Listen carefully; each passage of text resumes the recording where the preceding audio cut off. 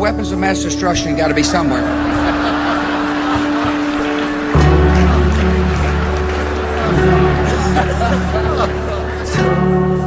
So you have to basically mingle the balls a little bit. Nope, no weapons over there.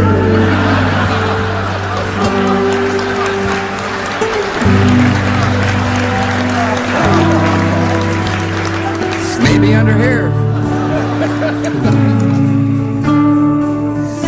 This is why I call 2025 the year of surprises. Huh? I had perfect health. And they reported his health is perfect.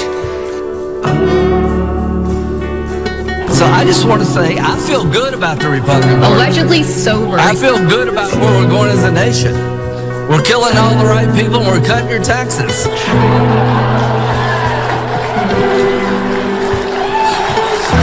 Trump is my favorite president. We've run out of bombs. We didn't run out of bombs in World War II. Allegedly sober. We've run out of bombs. We've run out of bombs. We've run out of bombs. 200%, 300%, 400%, 500%, 600%, 700%, 800%. Nobody's ever heard of it. I would never waste pot on watching a movie. Those weapons of mass destruction got to be somewhere.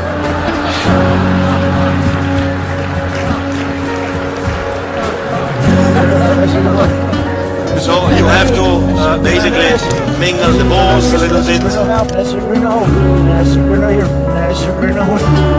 I gave a perfect, I had perfect health.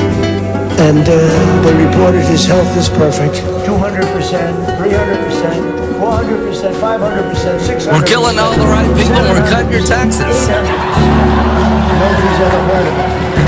200%, 300%, 400%, 500%, 600%. We're killing all the right people. So you have to basically mingle the balls a little bit. We're killing all the right people. 300%, 400%, 500%, 600%. We're killing all the right people. Nobody's ever heard of it. I gave it perfect. I had perfect health. And they reported his health is perfect. 800%. Nobody's ever heard of it. Nope, no weapons over there. 200%, 300%, 400%, 500%, 600%, 700%, 800%. I gave a perfect health, and they reported his health is perfect. So you have to basically mingle the balls a little bit.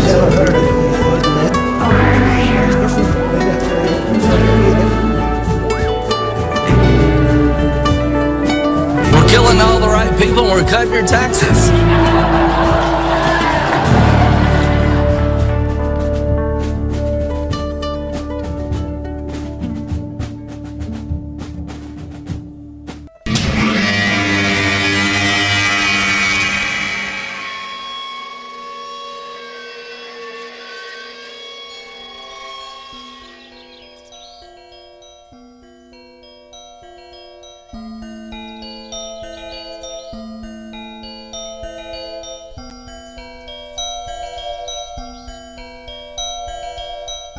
He walked out in the gray light and stood, and he saw for a brief moment the absolute truth of the world.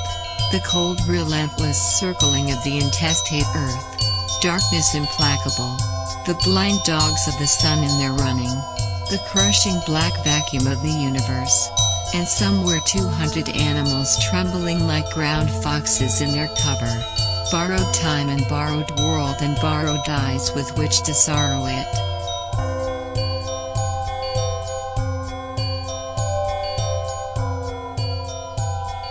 And lo, for the earth was empty of form, and void, and darkness was all over the face of the deep, and we said, look at that fucker dance.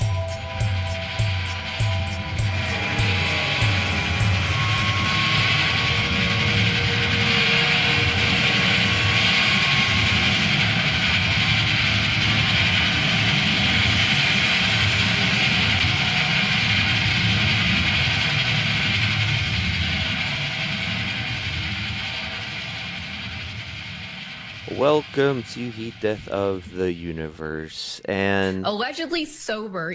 podcast that's been saying, I feel good about where we're going as a nation. We're killing all the right people and we're cutting your taxes. it is 9:25 p.m. post-meridium U.S. CT, that's Central Time, to you and me both. Friday, December 26th, the year of our Lord / the Snake, for just this week and no longer, 2025.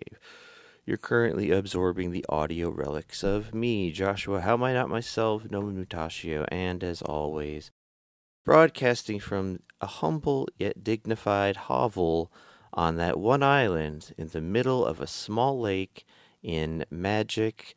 A strange thing about the Johnsons, Johnson Park, is Tim, Jake Pallbearer, Buckner. What's up, Tim?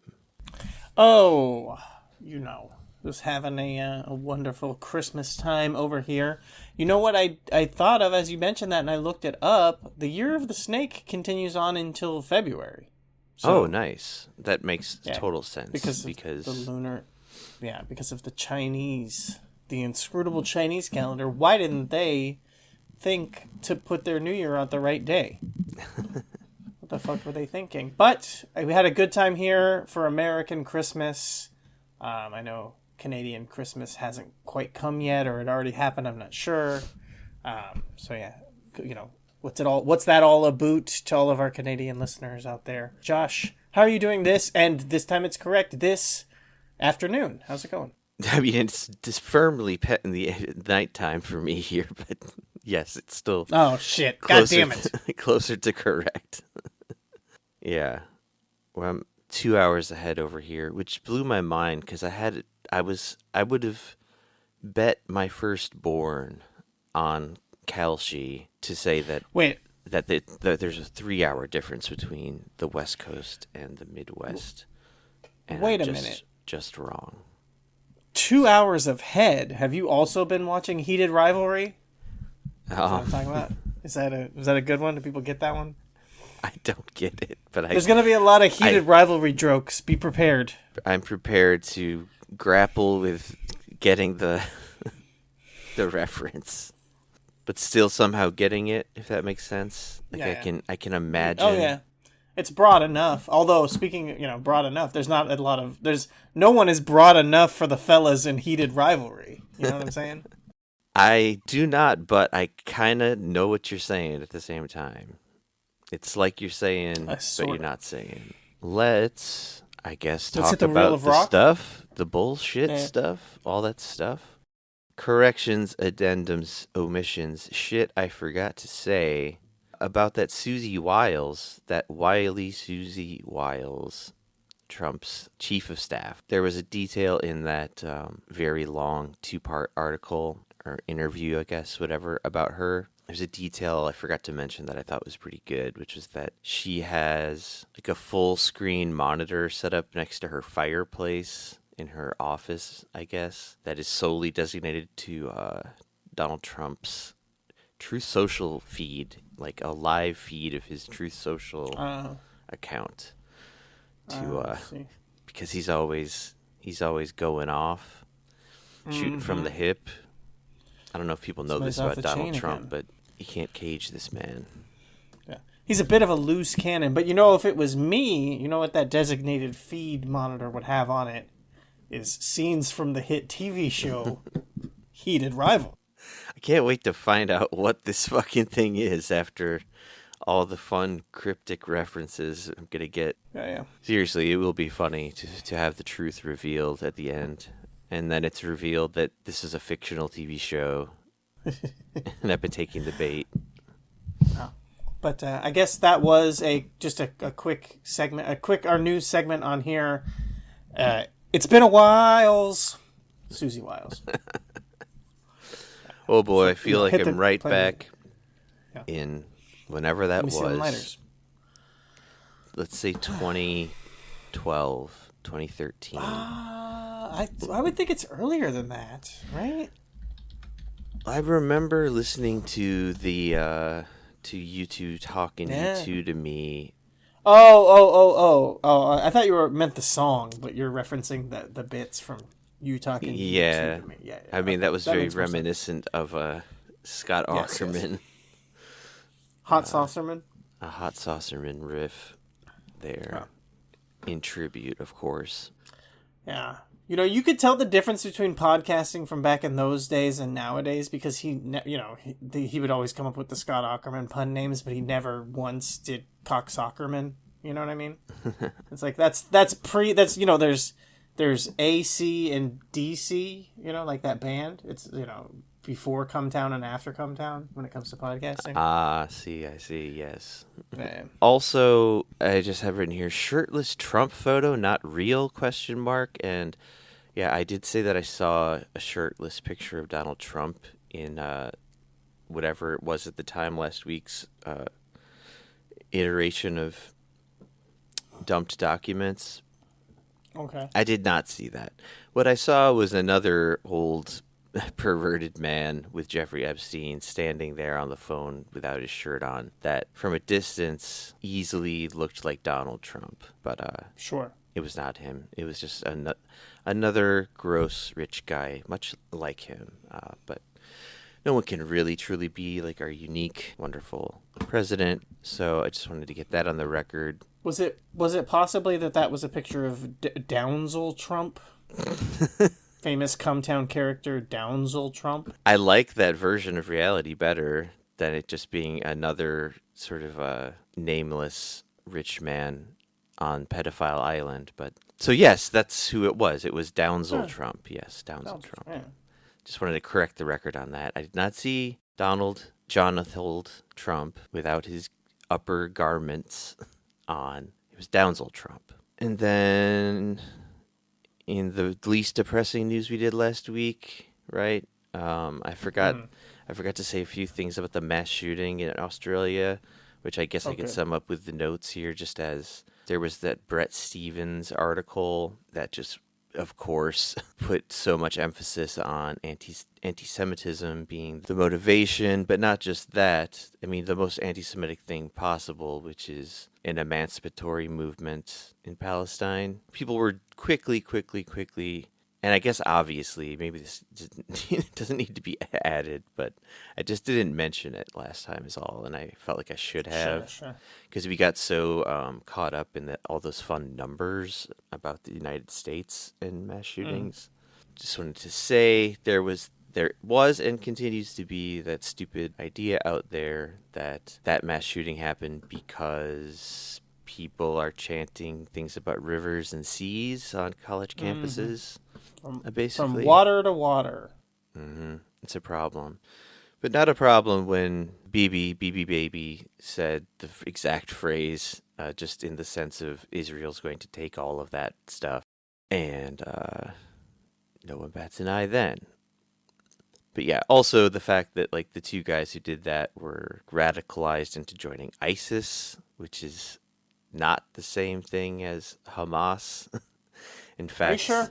They hate each other quite a bit. I don't know about this. I'm not sure. Oh, and Israel and the United States constantly collaborate with ISIS and Al Qaeda. Yeah. Oh wait. Well, yeah, those two. I thought those are different. All four are of a piece. You just have to mingle them together, Mr. President. Yeah. It's the holy quadrility. So you have to basically mingle the balls a little bit. Yes. What else? What else was there? That might be it. Oh no, two more things, real quick. The whole reason I brought up that crooked doctor selling fentanyl in the White House under the first Trump admin, well, I mean, it was to show hypocrisy in the, using fentanyl as the root cause of why we're terrorizing Venezuelans and other assorted people in the Caribbean. But that on top of all that, Trump has officially designated fentanyl a weapon of mass destruction, which is very hilarious. Especially considering that many people are saying these days that this feels very reminiscent of 2003, leading up to the invasion of Iraq, which was, of course, famously predicated on the existence of WMDs, which then, 5 years later became like a bad sketch at the White House Correspondents' Dinner. Remember that shit when Bush was like, "Where are those WMDs? I can't find them." And just people howling with laughter in the crowd as sitting on the grave of 3 million Iraqis at that point. Hilarious. It's funny. He couldn't find them, remember? But he did it anyway. He did the genocide war anyway. Those weapons of mass destruction got to be somewhere.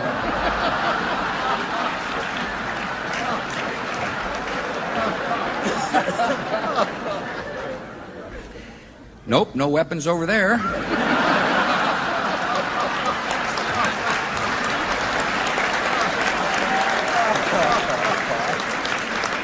Maybe under here. This one, This feels slightly petty of me to try to win some argument with you, but it's more just, I guess I'm more just adding my additional two cents that I didn't really say when we were talking about the Rob Reiner insult comedy from our president.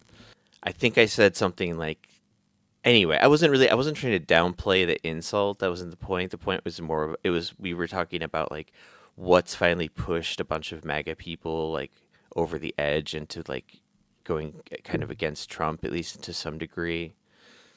And I think it's strange that it's taken until now for it to be just about insulting a dead person that you don't like already. So I ended up just looking up other times Trump has done this.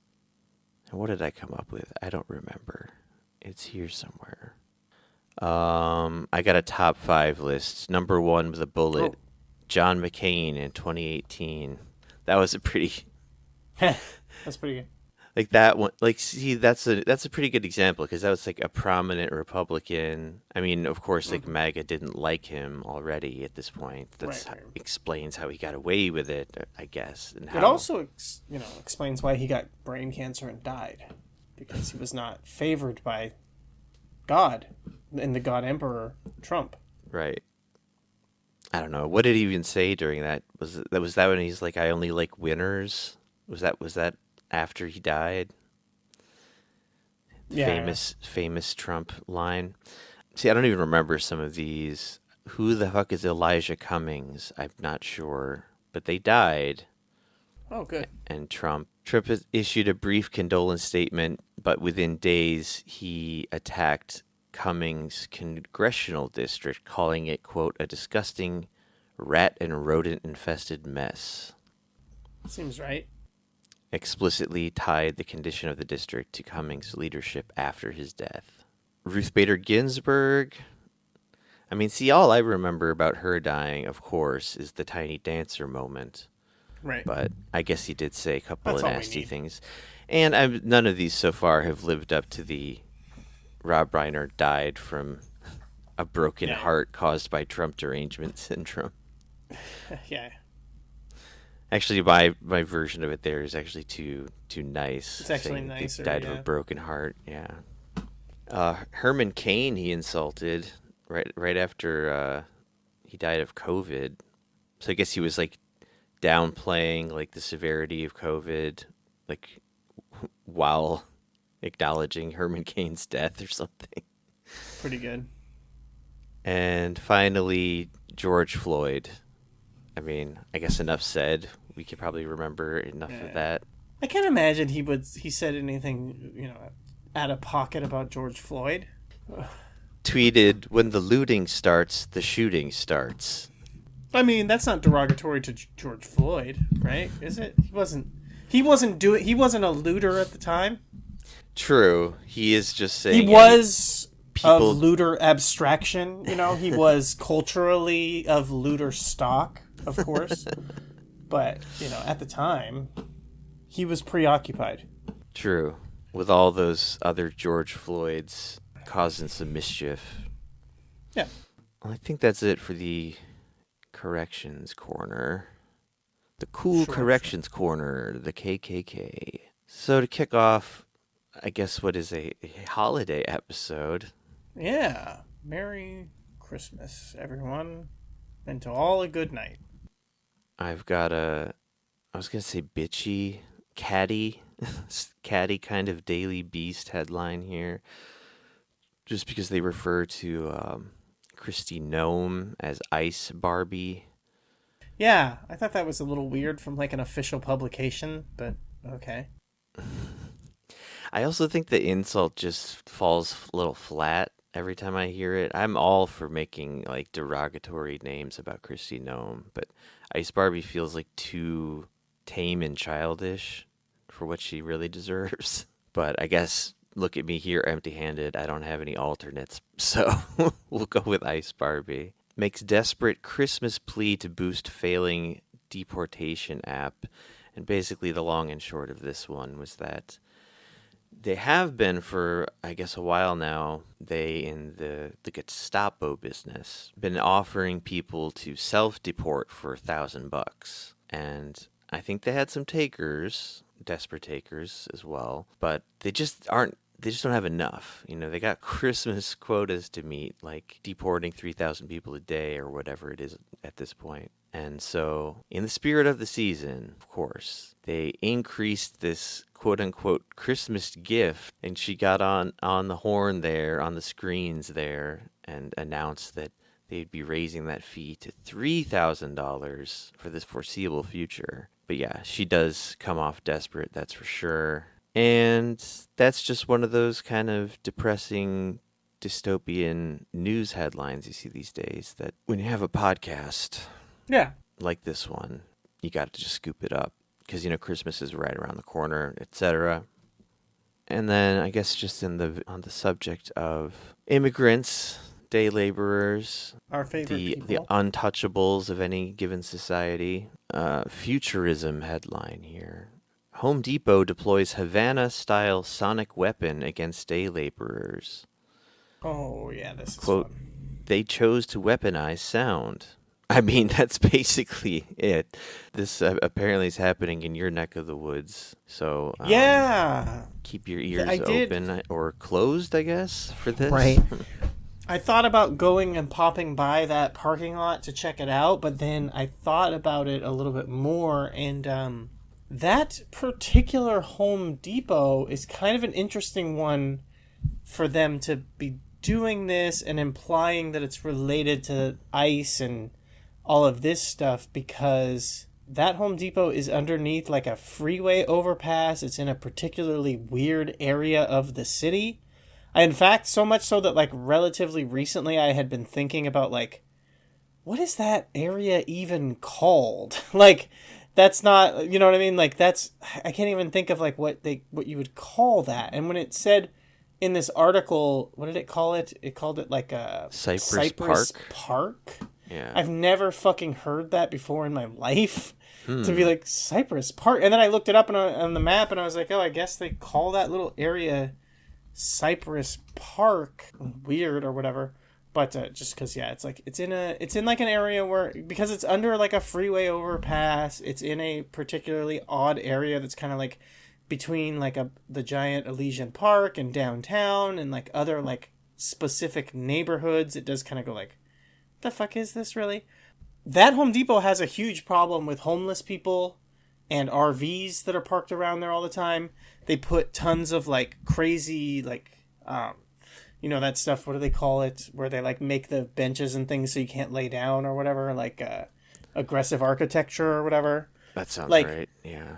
All that kind of shit there all the time. They've always been doing that specifically because of like where they are in a weird spot that attracts like homeless and, you know, just weird people in general hanging out, weird, you know, let's say downtrodden people in general. So the idea that they're like, oh, we're doing this, we're trying out this sound ray thing to get the illegals out of our parking lot. It's like, that's not what's fucking going on here.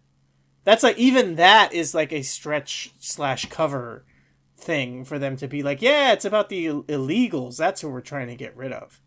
You know, no, it's they're constantly, that Home Depot is constantly trying to get, people out of the parking lot that they don't want in that area. It doesn't have anything to do with this. So that was why, like I said, I thought about going and checking it out, but then I was like, I mean, sure, I bet they're doing that, but it's not really related to this. Okay. Yeah, I guess it could be just incidental that it's a Home Depot, and well, that's the thing is it's saying, well, it doesn't go against what you're saying at all, but this seems to be operated by Home Depot. Right. There's nothing saying that this is any kind of help from any police outfits or let alone Border Patrol or ICE or whatever. But would you put it past them?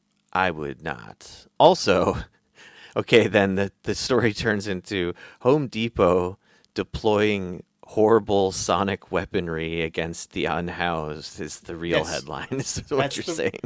Yes, that's the real headline, and that's getting covered over. It's literally getting whitewashed to be like, this is just part of Donald Trump. Again, it's the same thing. It's just like fucking, attacking, abducting, absconding with U.S. citizens that are too brown or whatever. It's all being covered with this idea that it's about America first, and it's about what do they like to call it? Foundational Americans, right? Which is very funny because there's foundational. There's an ADOS movement, which is foundational Black Americans, which is this conspiracy theory that the original Native Americans were black. Actually, is this Hotep-ish? It's Hotep adjacent. Yeah, it's Hotep adjacent stuff. So it's just funny that the right wing has now tried to adopt this foundational American term to mean what trying to still cover up what they really mean, which is white people. We just want white people here, even though it doesn't make any sense and it's really tough. This is what happens when you try to do a nationalistic movement on a colony, because the second you start saying that again, people are just well, yeah, I mean, this land is Native Americans. We have that history. We know that. You can't just be Ireland for the Irish, Germany for the German, whatever. You can't say that in America because they're well, there's no such thing as an American. Ha ha ha ha ha. But yeah, this is all just, they've been using this kind of cover across the board. They're trying to use this to say, oh, well, all we're trying to do is get rid of the people that shouldn't be here. All we're trying to do is get rid of the people who've broken the law, which even that is fucking stretching, because overstaying a visa or just illegally entering, is not a felony crime. It's not, in America, that's not considered it's not justified to be fucking arrested and treated the way that they are for the law that they quote unquote are breaking by, being in America illegally, historically. So they're just using all that to cover to, again, because it sounds better to say we're just trying to get rid of illegals than it does to say we're just trying to kill the homeless. This is the whole point of this, is we're just trying to kill all homeless people. But yeah, like I said, on top of that, this would not be the Home Depot. This is not a Home Depot that's rife with day laborers, and it's definitely not in an area of the city that's super high traffic for that kind of thing. This is a small neighborhood, a kind of a downtrodden neighborhood of Los Angeles. It's not a high value area. This is where people are buying stuff from Home Depot to literally just do projects at their own house. There are Home Depots throughout LA that are a lot hotter with day laborers. There's MacArthur Park. There's the Hollywood Home Depot. There's Home Depots around where you went previously. It's probably different now, but previously the parking lots were inundated with day laborers looking for work, and this is where people would pick them up and get them. They're in higher income, nicer areas, nicer everything basically, and why is it that the sound wave kicking the people out of the parking lot aren't happening at those ones? Why are you not hearing the story about there?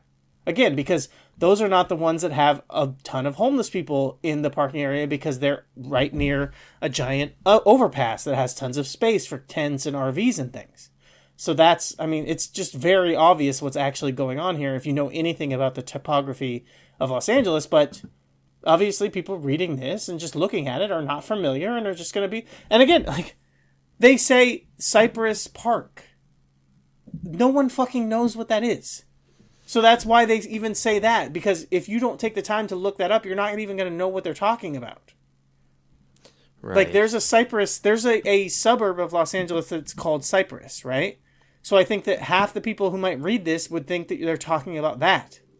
Oh, okay, this is out there in the suburb. Yeah, that's kind of like, in between the Inland Empire and East LA. I could definitely see, yeah, I bet there's a lot of illegals there. But if you take the time to look it up, you'd be like, oh wait, this doesn't make any fucking sense. So yeah, this obviously, even this article is like framing it in a way that's like not necessarily honest, and that's why it's just kind of, oh, okay, like it would take you 2 seconds if you actually understood and know this shit to really like break it down and be like, oh, this is what's actually happening here. Yeah, it seems like from what I'm rereading here in it as well, that they mainly just ran with the Home Depot thing and were like, oh, well, what's Home Depot known for? And then went from there. I think like it's maybe on this futurism.com articles side, just poor journalism rather than like a knowing sort of running cover for, I don't know if I would say even a worse crime necessarily or a worse abuse, but morally, I think, you know what I mean? It's more, well, not to me and you, but I think like socially, I think, again, like I said, if you said, we're just trying to kill the homeless, that sounds a lot worse to the average person than, you know, we're just trying to get rid of these goddamn illegals. I would say it sounds worse at least to like the average liberal, because like anyone who's pro, like really gung-ho about just kidnapping people off the street and deporting them to wherever the fuck without any due process, people that are cool with that, who are all about it, who want more of it, they're probably also not going to be too moved by the, you know, well, actually they're just making the ears of homeless people bleed. Like, oh, well, that's good too. 2 birds with 1 stone is probably how a lot of people would unfortunately look at the whole thing. Well, and that's also the thing that a lot of like the really, really stupid people who agree with kind of like what you're saying there, they don't see a differentiation, because a lot of them assume that the average illegal immigrant in California is homeless, right? Because that's the kind of shit that Trump says. Right? They're homeless, but they also have a free house from the government and too many food stamps and whatever. Yeah. Yeah, but no, they don't send us the best from, you know, whatever shithole country, and all they do is come here and get all of our benefits, but then they're also homeless drug addicts. But another funny bit that I didn't even think about or didn't notice until now, like pulling up the article and looking at it again, is this header photo. This is from the Home Depot in MacArthur Park, like I mentioned. They didn't even get a picture from the actual Home Depot that the article is about, obviously because they pulled this from Getty Images. Yeah. They just found a Home Depot picture with day. But this is, as I said, MacArthur Park is fucking inundated with day laborers, and this is a picture, I can tell, this is a picture from the MacArthur Park Home Depot. I know what it looks like because, you know, I used to live in that neighborhood, and that's like the Home Depot that I would go to. So I can tell that that's it. And it's just very funny to be like, even in the fucking article, they're using a picture from the wrong fucking Home Depot. Interesting. I had no idea there was a conspiracy at the heart of this futurism.com article. Right? There is, and Cypress, what was it called? Cypress Park. More like Cypress Ill, if you're looking at some of these symptoms here. It sounds pretty grisly. Yeah, it's a rough area. I mean, I wouldn't. Well, sorry. Go ahead. No. I mean the weaponized sound specifically. Oh yeah. So there's 3 sonic devices, as they're called here, and there's an advocacy group for migrant workers who are calling for the removal of them, and they're saying that it's causing them to have headaches and nausea. One worker described how he has to wear earplugs to block the excruciating noise, saying it, quote, penetrates your bones. I don't like that. You know, penetrating bones is another thing that you're going to see on Heated Rivalry. Also, as it said in the title of the article, they called it Havana style, and then in a little bit into the article, they make reference to good old Havana Syndrome, which was always a fun kind of dumb thing to talk about. in the past when people were still trying to take it seriously, and they probably still are somewhere. I remember like a bunch of CIA agents or something like ended up successfully getting like awarded a bunch of money, even though there's like zero proof of what they were talking about. But here, the noise machine evokes tales of a mythic weapon supposedly responsible for the ailment known as Havana Syndrome, which specifically seems to affect U.S. intelligence officers stationed in Havana, Cuba. Except, again, poor journalism here. A quick Google of Havana, or even like Wikipedia reading on Havana Syndrome probably will show you that there are reports of the same thing like all over the world, which makes the whole thing less credible, really. Right. But anyway. It's, oh God, I was going to say endometriosis, but that's not the thing I'm looking for. It's Lyme's disease for spooks, is what Havana Syndrome is, right? Is that what they... Is Lyme's disease not real? Is it a myth? It's like the thing where they say that a lot of people claim to have it because it's like easy to not be able to prove or whatever. Oh, because it's a chronic like fatigue syndrome. Yeah. Yeah. Well, there's like no physical proof, so people can use it as like a good like belief. It's like a real thing that some people have, but then other people just claim to have it. You know, like celiacs or whatever. Does the real version like I don't know, kind of fuck with you mentally? That's what I remember learning about it sometime as a kid. Right.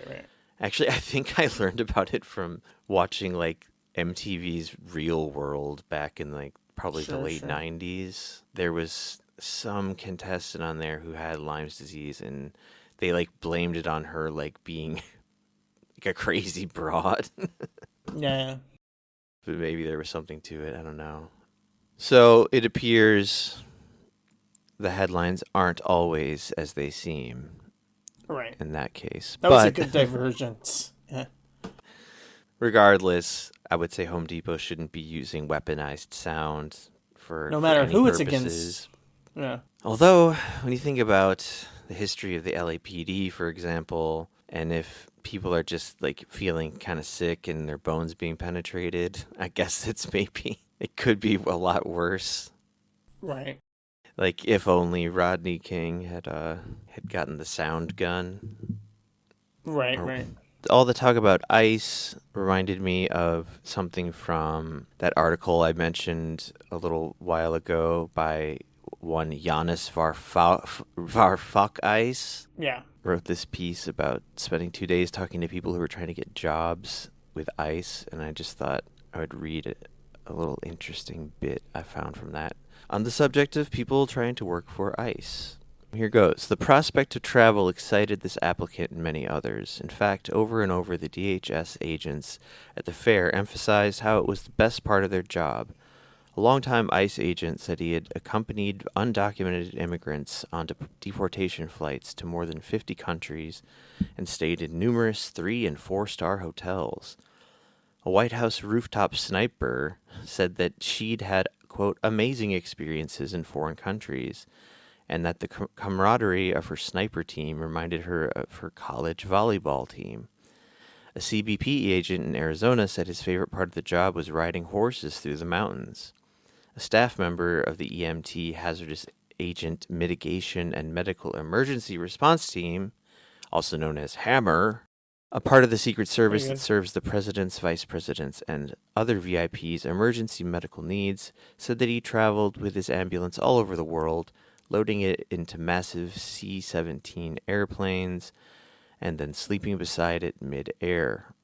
He said it was, quote, almost like camping. The motivating force behind American career fascism would appear to be wanderlust, which is an angle on the whole thing I hadn't really considered before at all. Is that like people are being, not only are being enticed by ICE with these like, I don't know, it was kind of widely publicized somewhat recently, right? That they like added a ton of money to just for hiring bonuses to get a ton, as many more people on board as possible, I guess. Right. But apparently another perk is you get to, while you're throwing people out of your country, you get to travel the world as an ICE tourist. Sex tourist. Wait, no. Same thing. No difference. Maybe. Great overlap. But that, yeah, also just another reminder. I thought that was a cool article. Did you hear our president's Happy Christmas Day, Merry Christmas wishes? Yes. Which simultaneously were an announcement of going to war upon another country. Because he is the great stopper of wars. This is true. That's why he won that peace award from those very noble men, wink, wink. And how can you end a war that hasn't been started, is what Confucius asks. That's true. Through Trump's wise words. So yeah, we are currently attacking Nigeria right now for the crime of supposedly hurting Christians. I don't have any of the specifics in front of me, because I guess really more of the point of this was that mashing up a Merry Christmas to you all and to all a good new fresh new war upon Nigeria seemed like one of those notable look at what the president did again this week things. How are you feeling about war with Nigeria? Feeling good? Good about our chances? This feels like more of the fucking loser shit like I was talking about with messing around with South America. This really feels like trying to flex, you know what I mean? Because we're like this declining empire that can't really hang with the big boys and don't really have the soft power that we used to, that we have to like, we're picking on basically the weak, the weaklings around just to try to pump up our stats. But I don't think Nigeria, I mean, is that really a worthy adversary for the the great Satan of the United States? Come on.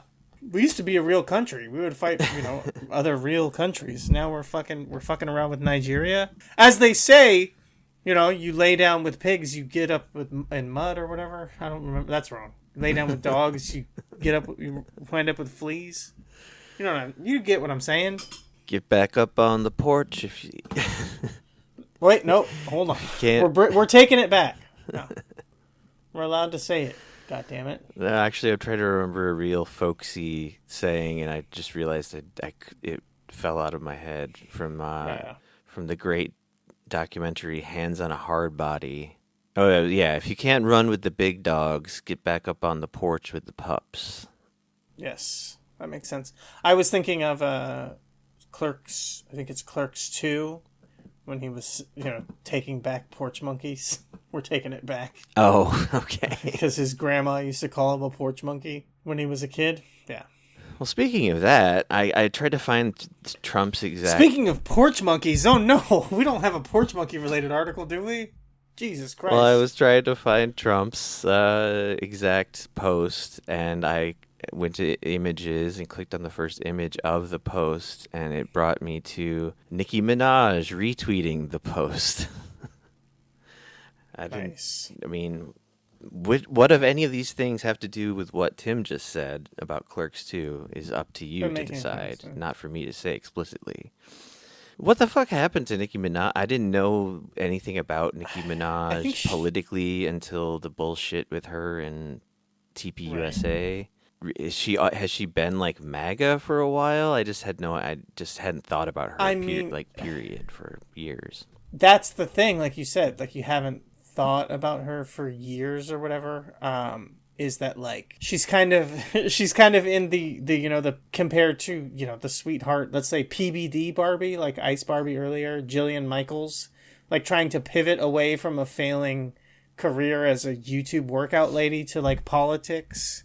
Nicki Minaj is kind of doing the same thing because she's essentially retired from rap. Like she's not really a musician anymore. Like you said, you haven't heard of her in a long time. You haven't thought of her. Like she basically has become an online influencer level kind of celebrity. She's got a following. She's got influence. She has people that will, respond to stuff that she'll do, but she's not producing anything necessarily for them to for them to purchase or to give her money from. So she's pivoting to politics because as they say, like politics is Hollywood for uggos or whatever. Like she's kind of she's switching over. I don't have anything else to do, so I'm going to get into this politics game. And like, it's very odd, yeah, because she doesn't really fit, but I'm sure she's been like conservative her entire life or whatever, in the sense that like she's an American who's has any concept of politics at all. There's just like the ambient nature of like American politics is like, conservative freaks that are also like, but weed should be legal, or they have like whatever weird thing, like, like pit bulls shouldn't be regulated and weed should be legal, but also I'm a conservative. Like that's like, they're kind of where they're at politically. So she, of course she probably just falls into that. So yeah, like this is a pivot into let me cash in and let me do some grifting off of like the MAGA/Trump movement. It's just crazy how much more like sucker fish bottom scum suckers have been like attaching themselves to the Trump 2 regime, let's say. Like the first one, it felt like it was unacceptable really to like be still part of polite society as even like a C and D list celebrity and be like, I'm pro Trump. And now it's just like, it doesn't matter what level of celebrity you are, you can just like be, I guess it is like, as stupid as it is, it's like the platforming, the normalization / platforming of Trump as a president, right? Because remember, like Trump 1, it was like, this is not normal. Make sure that you tell everyone that you speak to ever that this is not normal. It doesn't matter that that damn Cheeto is in the White House, the Mango Mussolini himself, but this is not normal. This is not acceptable, right? Like, but now it's just like, fuck it, this has happened. Like, everyone has just been so beaten down. Everything has gotten so much worse. Everything has just basically gotten to the point where it's just inevitable. And I think part of it, too, is the stuff that I talked about prior, like the idea that he is a lame duck president, you know what I mean? To where it's like kind of acceptable to just be like, what's the worst that could happen? We did 4 years with this guy before and nothing happened. It's only going to be 4 years and then he's gone again. Who cares? Just try to make some money, and that's it's kind of weird to see how much more flagrant that is this time around. Yeah, that's why I was wondering about her trajectory leading up to this, because it would be funnier if this was like a really recent pivot. Right. And most entertainers, I just default sort of assume they're probably somewhere closer to right of center liberal or enlightened centrist or something, unless I'm told otherwise. And I kind of just imagined that was her default thing. It was just like, yeah, she was Nicki Minaj. No one wanted to fucking hear what she had to say about politics. People still really don't. You're right in the sense that, like, like they say every time, like if it was just on the ballot, like, and you didn't have to vote for, like, how do I figure out who's the right person to vote for in the, like, by-county election to get healthcare or whatever? But if it was just a straight-up vote, like, one person, one vote to, like, Americans, should we have like Medicare for all, that it would like pass unanimously? Like, across the board, most people in America are actually like insane, way further left than, the Republican or even the Democratic Party, right? Like across the board, like person to person, way further left than what's, what do they call it? I'm trying to think of the stupid thing. The Duopoly. window. The window that you're allowed to talk about or whatever. I can't think the Overton window. Yeah, I know. It's like such an overfucked phrase to forget, right? The window you're allowed to talk about. Yeah. The average American is so far left of the Overton window, like of like mainstream politics in America, that it's fucking insane. So, of course, I get what you're saying, and especially, like, she's an actress, so she probably has, or not an actress, she's a celebrity, so she probably has, like, exposure and access to so many other things that even, like, the average person doesn't, that you would assume that she would be, like, more open-minded and understand these things better. But you also have to keep in mind that, like, people of certain cultural backgrounds are, like, extremely religious still, and believe all the weird shit that their grandma told them when they were a kid still into adulthood, even if it's just like a in the back of my mind, and if you ask me, I say yes. You know what I mean? Like, the average like Nicki Minaj person who's like, every backup dancer on her tour is gay. Every person who does her makeup is gay. Every person that picks out her clothes is gay. Every single person in the world is gay. Yeah, like every person who surrounds her in general is gay. A large percentage of her fan base is gay. But if you ask her if it's okay to be gay, in the back of her mind, she has a thing from her grandma that she's like, it's against the Bible and it's bad. But in her day-to-day life, all she does is interact with gay people, and it's perfectly fine, and she loves them and thinks it's great. But when you just put it in front of her and be like, what do you think about gay people? She'd be like, well, it's an evil sin and they're going to hell. And it's like, yeah, but that's not actually how you politically live your life, right?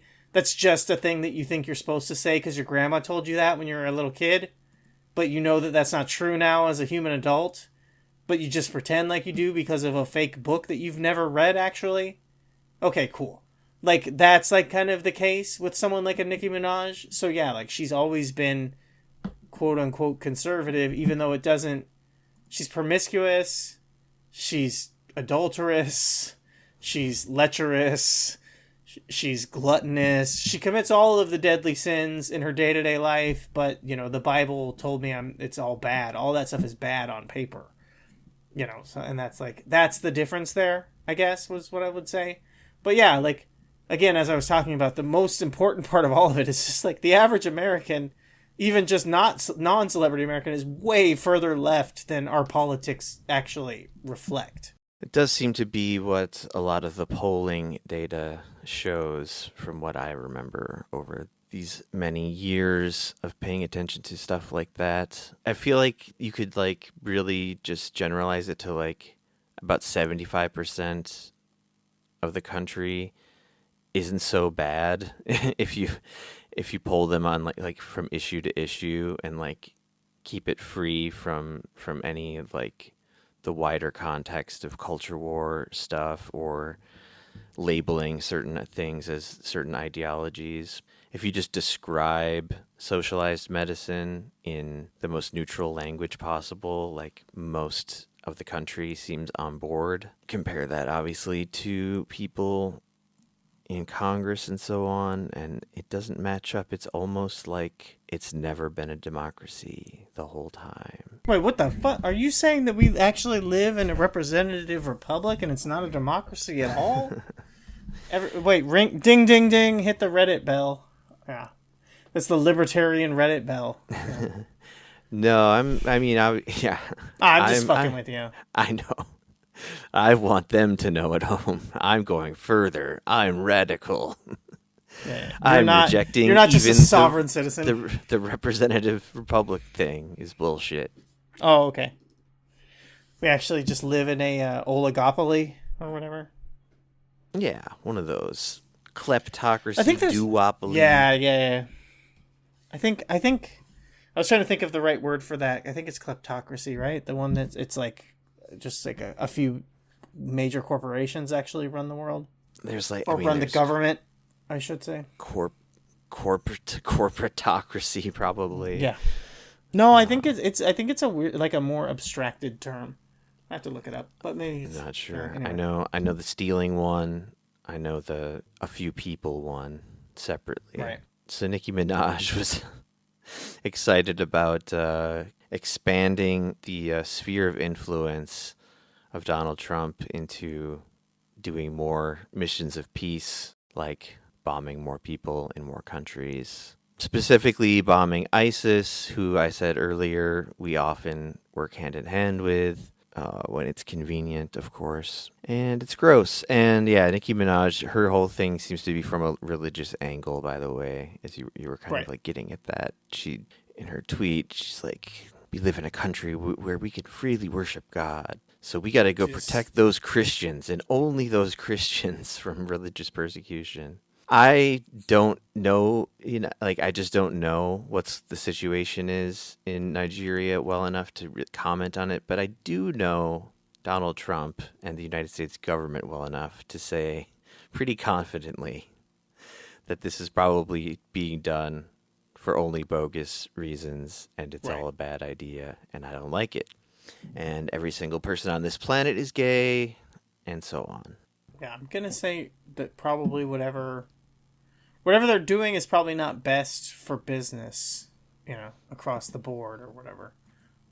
So yeah, I do not support whatever's going on with that. Yeah, disavow, do not. Yeah, but yeah, I mean, you can make wild assumptions about it though. We can just say, Nigeria is probably pretty based over there. No, I have no clue. Well, from one war into another, out of the frying pan and into another frying pan. You know what this is just like? This is exactly just like very popular piece of media, one battle after another. The next story, or the whole thing? No, just the fact that you're going from war to war. Oh, exactly. One war, and hey, what's it with this again? Another war. By this point, this story has probably gotten a lot of coverage, but I still wanted to just bring it up. Kind in our of not. Own little way. Kind of not, because of the fact that it's been Christmas season, so a lot of the places that would cover these things are kind of missing in action. I guess I'm thinking about my very narrow media ecosystem where I've probably seen it covered a few times, but I thought it was still, like I said, worth talking about. Bari Weiss, our gal, Bari, what do people call her? Bovine Bari. That seems a little too easy. But by the end of this episode, we're going to come up with an alternative. Oh, insult. You know me. You know me. If there's one thing I can come up with, it's, pierced organ might be some of my finest work, but we'll come up with something.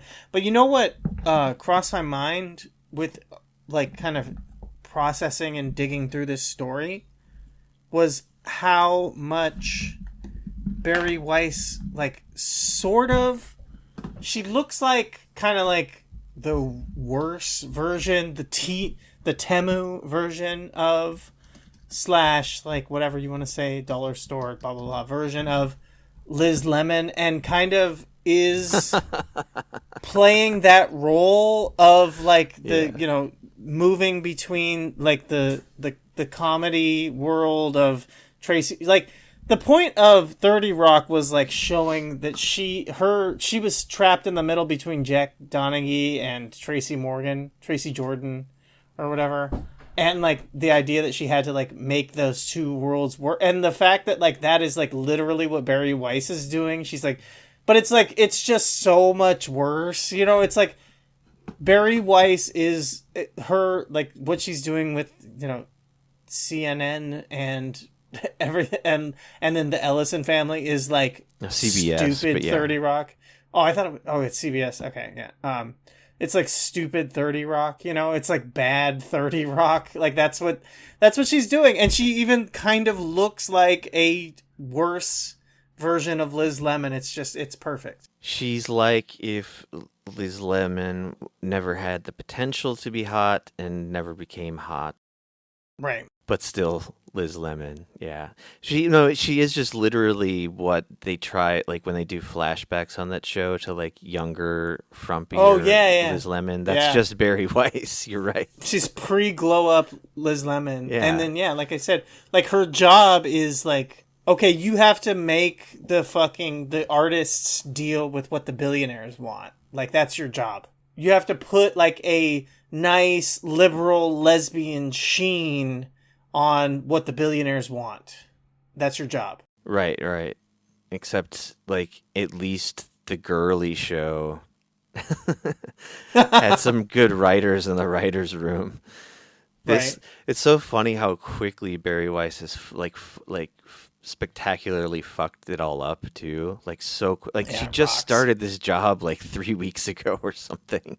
Yeah. And all she's done is a disastrous interview with the widow Kirk, and I can't remember what else, but not much besides this thing, which is, I guess I'll just say, we haven't actually really spelled it out yet.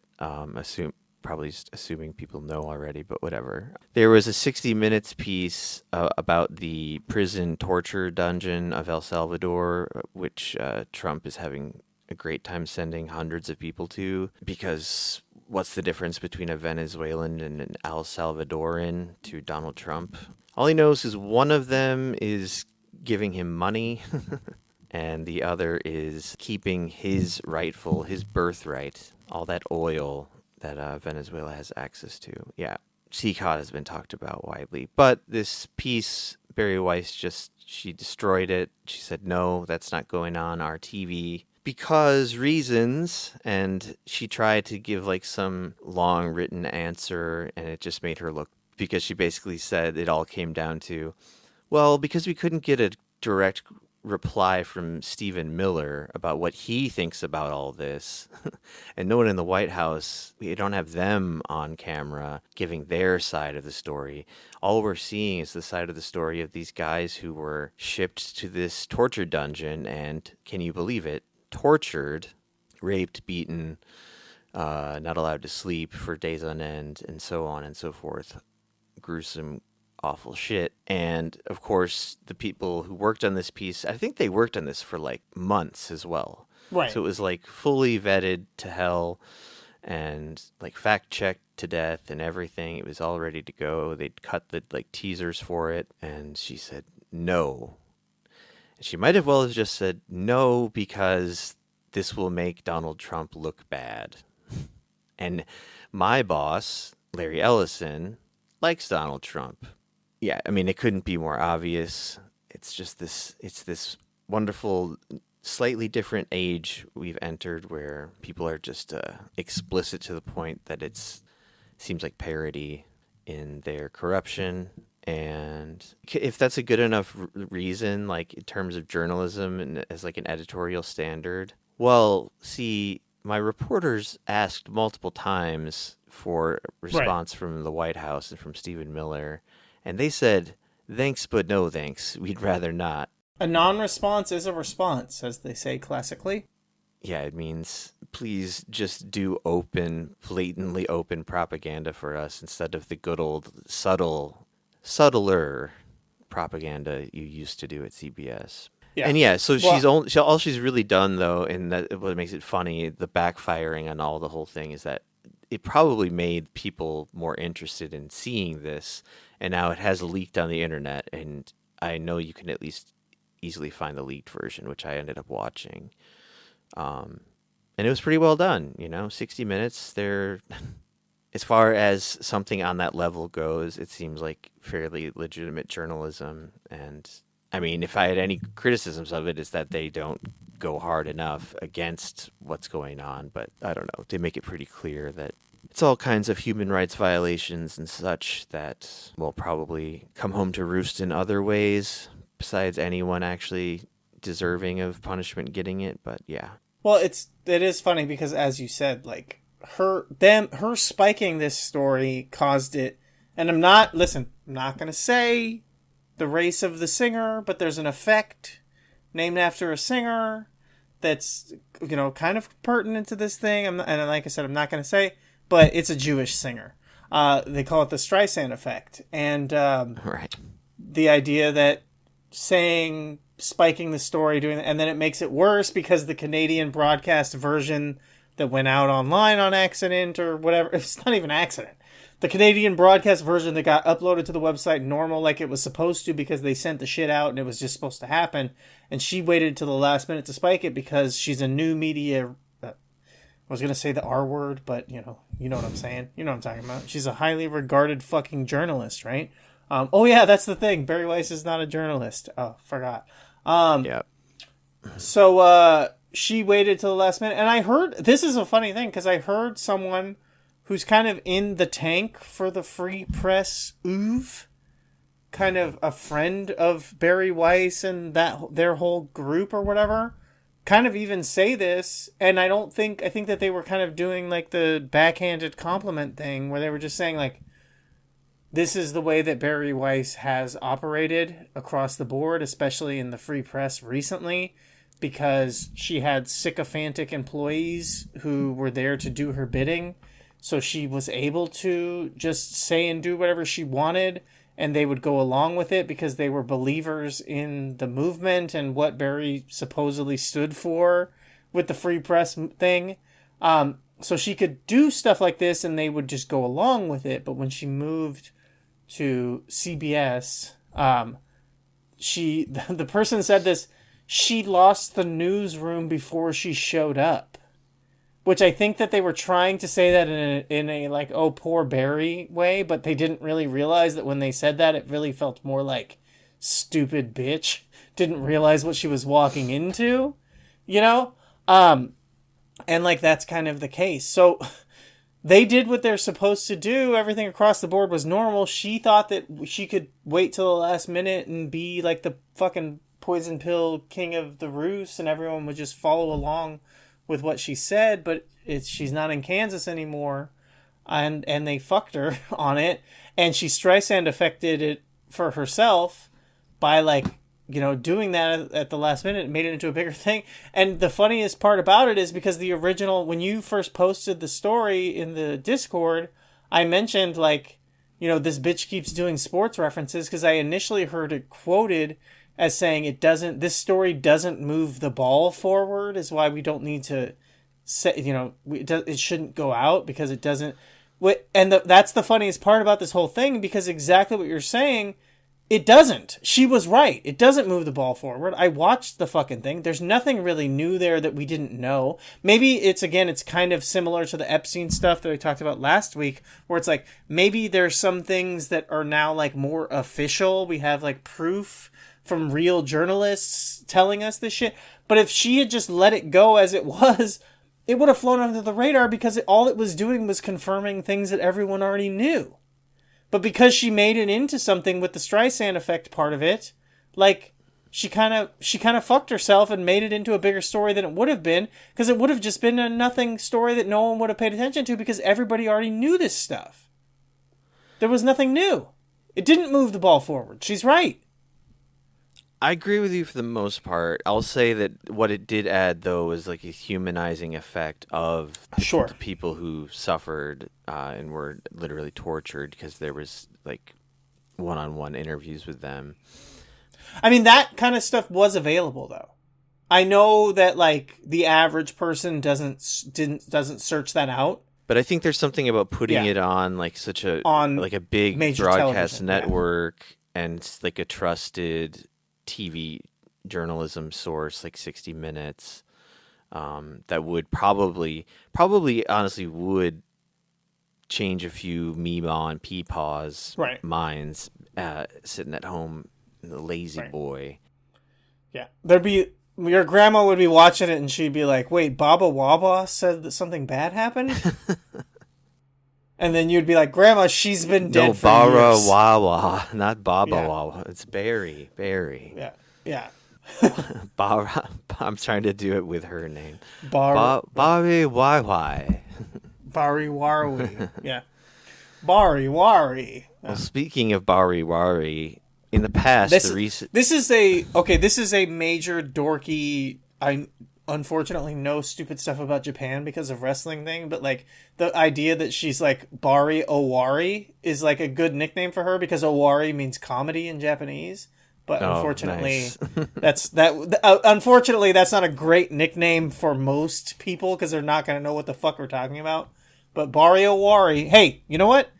You just got nicknamed, bitch. You're Bari Owari. Accept it. Official heat dip stamp. Bari Owari. No one's going to know what that means. Bari Owari. This is going to take off. Like the hula hoop. It's going to be a craze across the nation. Everyone's saying it. Bari Owari. Bari Owari, in the not too distant past, has said about Bukele and about CCOT a few things, and she's also approved of a few things being written in the free press about the same subjects that, let's say, maybe puts her bias into perspective here, to a clearer relief. On the free press, they refer to the CCOT as the hottest campaign stop is this Salvadoran supermax. I just toured the CCOT prison in El Salvador, and then it had pictures of the writer giving a thumbs up in front of it, just like Secretary of Homeland Security Kristi Noem, the ICE, what's she called? ICE Barbie herself. She took some really disgusting photos in front of a bunch of prisoners while like wearing like a $500,000 watch, like a personalized MAGA hat. I remember just hating her image there before. And the way the Free Press described that whole thing was Secretary of Homeland Security Kristi Noem took the same tour recently, posting a fun video in front of caged, tatted men.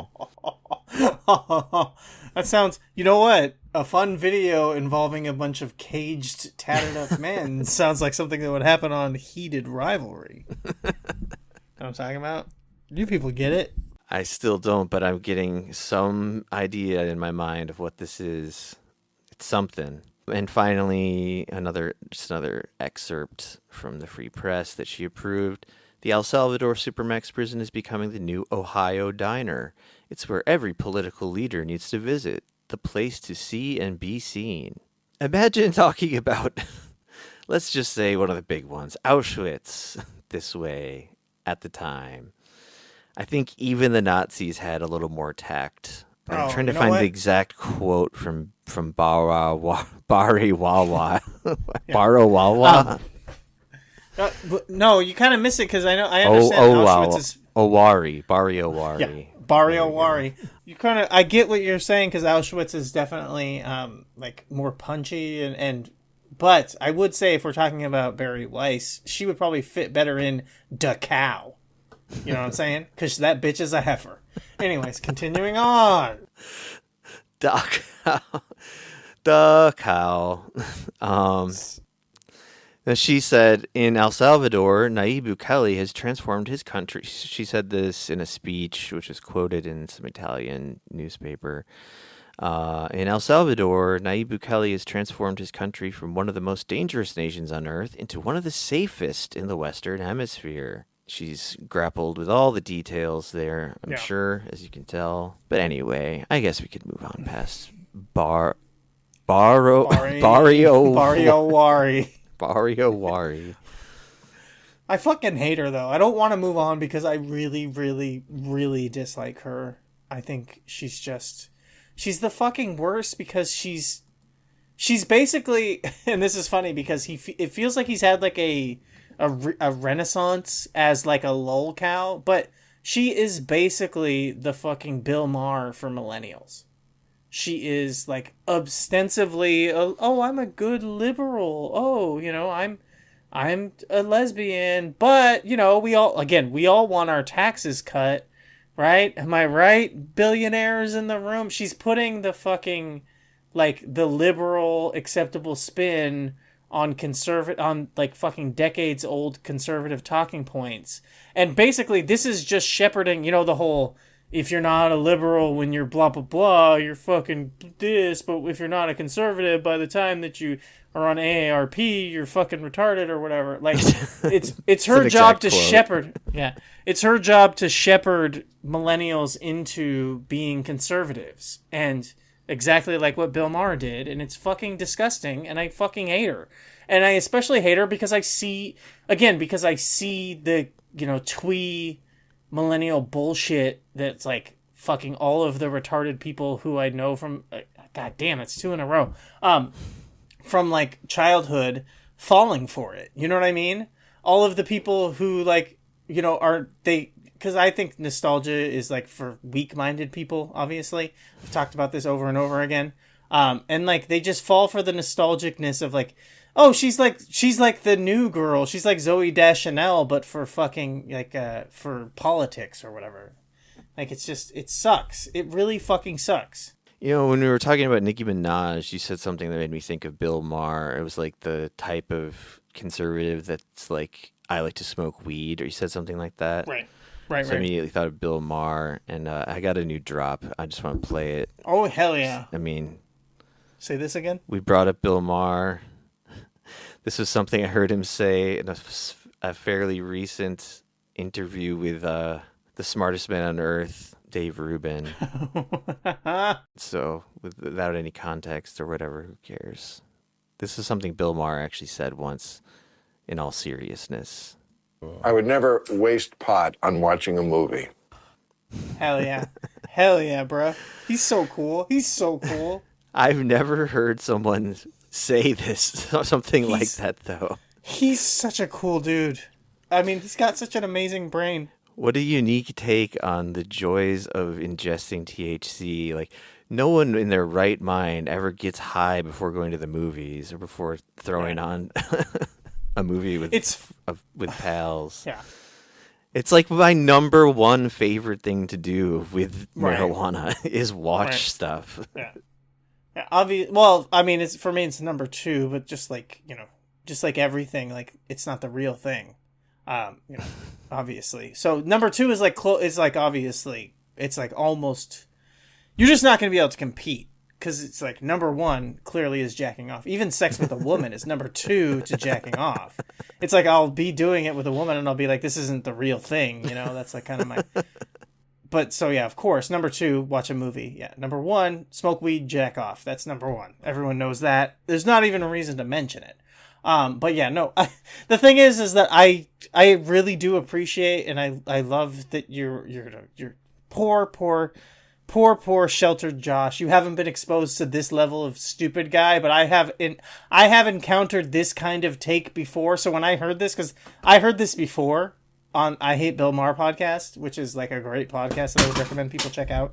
I instantly recognized it because I know, being like, I was kind of the special kid, you know what I mean? I'm one of the, in a lot of ways, I think people would think I am like the textbook, like, he could have been a genius if he tried or whatever. But I luckily am like smarter than that in a weird way where I'm just like, no, I know that I'm a fuck up idiot who just likes to get high, and that's the reason why I didn't pan out. I'm a perfectly stable individual. That's it. That is correct. But I have encountered the person who is like, why would I waste pot on something like watching a movie when I could get high and like talk about big thoughts and ideas, when I could like expand my mind into like real important shit. I'm not going to just like I don't just take pot recreationally. When I get in there and I really do myself to the bone, man, when I gotta get third eye open. I gotta crack my entire physiognomy open, and like get in there deep and root things out. And I'm not gonna fucking waste time on just watching a movie when I've got like my 6th and 7th eye opened. I can't remember what in the stupid Dave Rubin was just trying to get Bill Maher to. He was just like recommending a movie to him. It's probably some like middle brow dumbass movie. I think it was like Contact, like that 90s sci-fi movie. Speaking of Contact, Dave Rubin was in there. Dave Rubin was in there and he wasn't smoking pot, but he was just getting a contact high. He was. He was getting real twisted. Yeah. Another thing, though, if you've got Dave Rubin with Bill Maher, obviously the mind instantly thinks that you should call it Rubin on Rye. Because Bill Maher is known for his wry sense of humor. Yeah. Get what I'm saying? Yes. It's all coming together. I mean, between that and their shared undying love for Zionism, yeah. Right. Would never waste pot on watching a movie. That just got me. Really got me. That fucks me up. I'm forgetting where we were. Oh, we were trying to leave behind Bari Owari. Nailed it. Yes. So, as was to be expected, new things happened in Epstein land. So many in such a short amount of time, I guess, but just an attempt at a quick rundown of some of it here. So they released data set 8. I'm trying to remember like what new revelations. There was so much shit. The last time I was writing any notes down was like, there's probably been so many things since I even wrote these notes, but Sure. I mean, I guess I'm trying to remember what we talked about last week and what we didn't. And what we talked about last week was not that much because the news shit had just dropped, like, right before we started recording. But I did suggest that there was going to be a bunch of, like, ineptitude coming in the coming days, weeks, months. That would probably be pretty funny, especially with redacting stuff. And of course there was. I mean, I wasn't going out on much of a limb by predicting that. The minimum number is like at least 16 instances, 16 different pages that they just quietly removed from the Epstein library, which, Gumshoes noticed immediately, and then they were forced to put this shit back in there. The most notable one was, one where you could see Trump in a framed picture on a desk with him and like a bunch of girls of a certain age. And I'm sure that was just coincidental, had nothing to do with the reason they had to pull it. Which is what they're saying now every time they do something like this, is like, oh, well, we just have to like fact check it one more time or something like that. It's like, these documents have been around for fucking years. Like, I don't know. It's just so obvious in the cold, harsh light of day that they're doing like the most bumbling cover up maybe I've ever seen in my lifetime.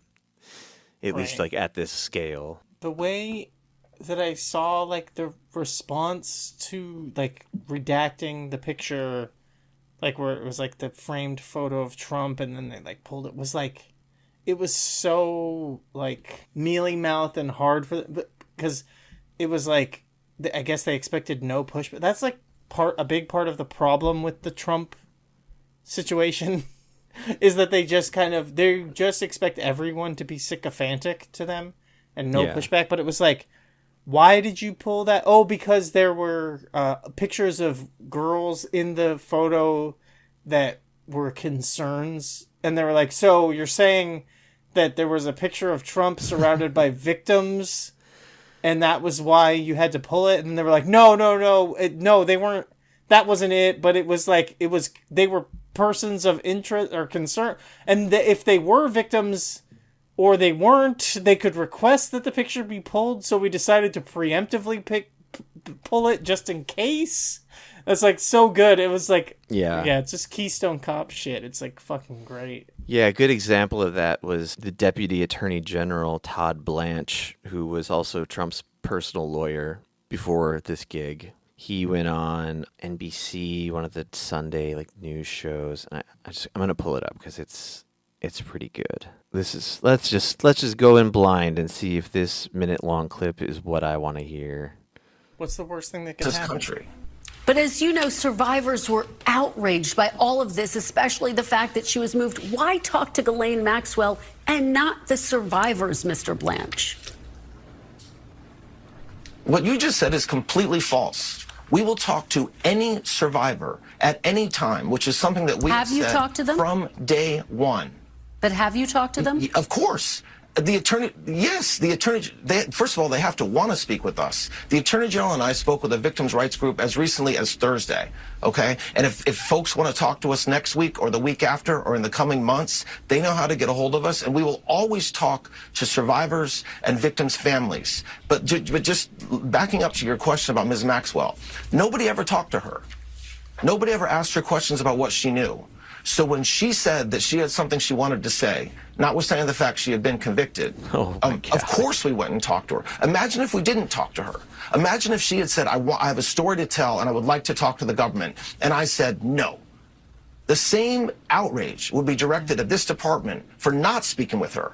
So we're trying to do our job here, and we are doing our job here. But any victim that wants to talk to the FBI, that wants to talk to the Department of Justice, they can call us anytime. Okay, I didn't even see that part of the interview until just now, but I mean, I wanted to talk about it.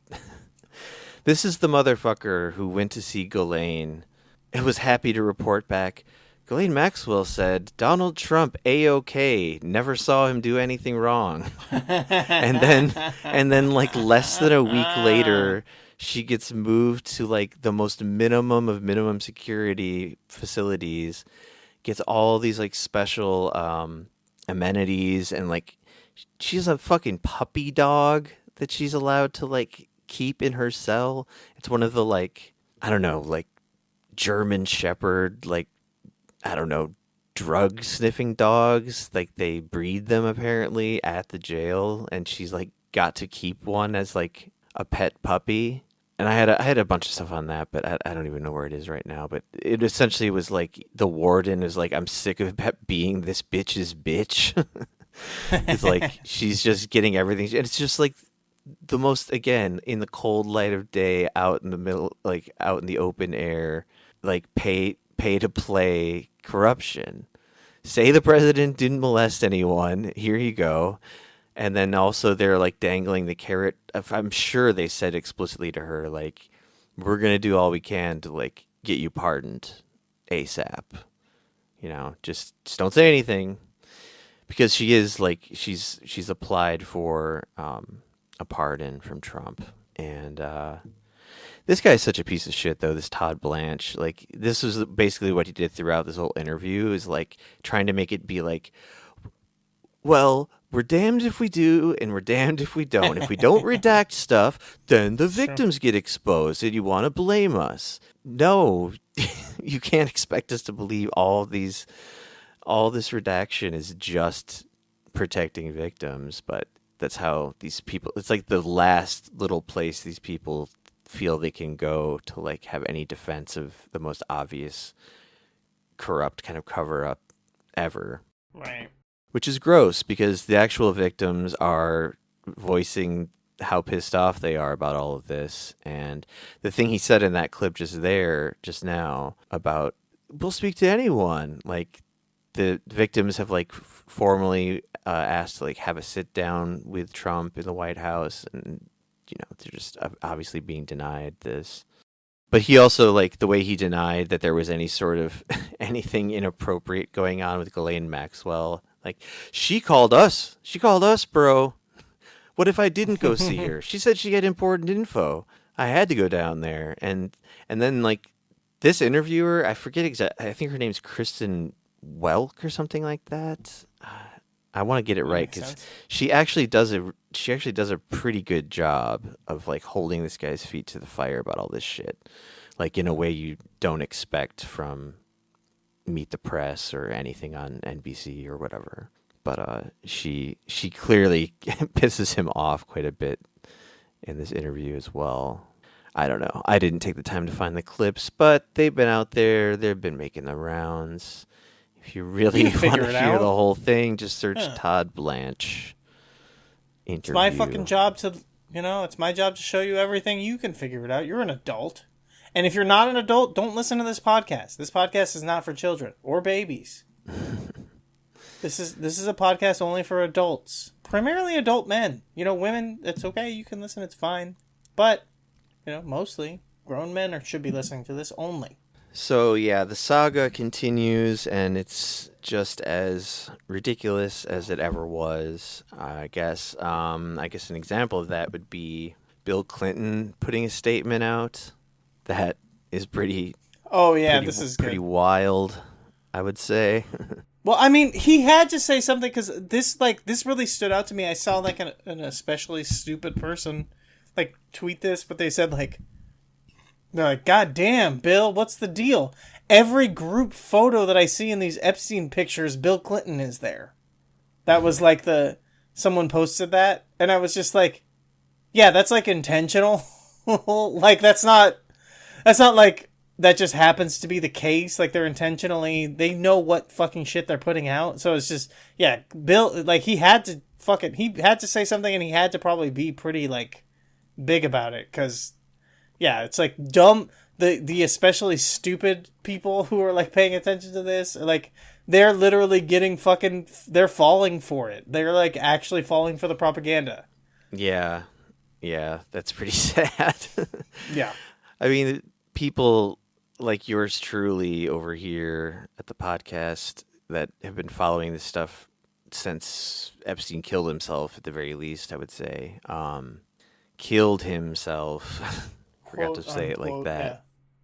Before he took the Avenatti to the body, yeah. Yeah, everyone knows Clinton was like a big time client and longtime pal pallor around her with Jeffrey Epstein. But, I mean, let's just say if anyone's going to rival him, it would be Donald Trump, who was friends with Epstein for longer and seems to have spent even more time with him. But what did Billy say through his publicist here? The Epstein Files Transparency Act imposes a clear legal duty on the U.S. Department of Justice to produce the full and complete record the public demands and deserves. That's a funny thing, too, is I think in the last episode I said, I'm not sure what the percentage is of like these files in relation to the whole.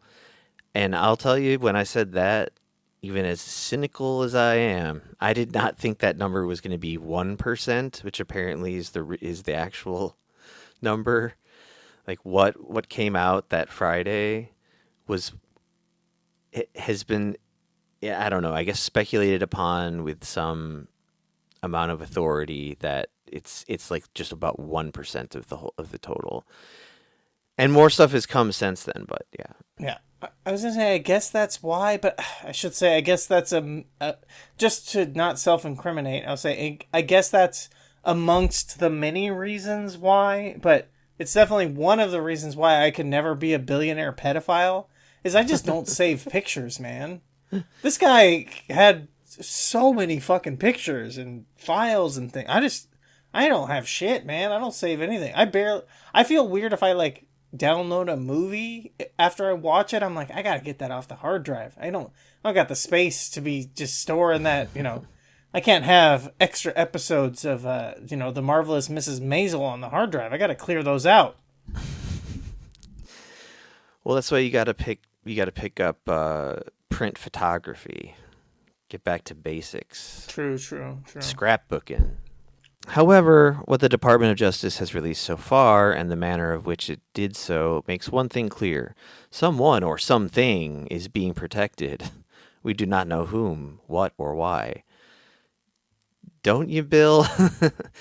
But we do know this. We need no such protection. Bolded. They put that one in bold. A bold statement for a bolded font.